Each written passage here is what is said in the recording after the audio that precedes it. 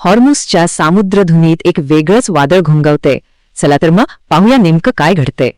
ही गोष्ट आहे एका सागरी वेढ्याची, एका नाजूक शस्त्रसंधीची आणि हो, जबरदस्त शक्ती प्रदर्शनाची. सगळ्याची सुरुवात झाली 13 एप्रिलला, जेव्हा अमेरिकेने या महत्वाच्या सागरी मार्गावर इराणची नाकेबंदी केली.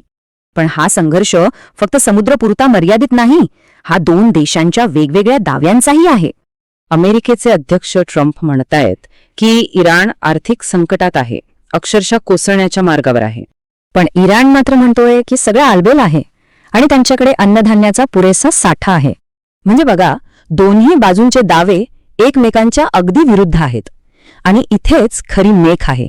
तणाव वाढत असतानाच 22 एप्रिलला एक नाजूक युद्धविराम संपणार होता. वेळ हाताबाहेर जात होती.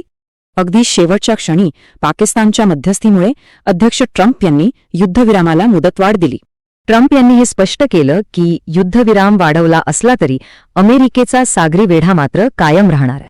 पण गंमत म्हणजे ही घोषणा होण्याच्या काही तास आधीच इराणने आपली प्रतिक्रिया दिली होती. इराणच्या IRGCने शहरांमध्ये भव्य परेड काढल्या आणि आपली बॅलिस्टिक क्षेपणास्त्र उघडपणे दाखवली.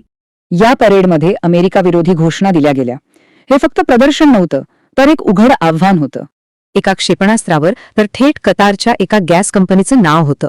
हा एक स्पष्ट इशारा होता.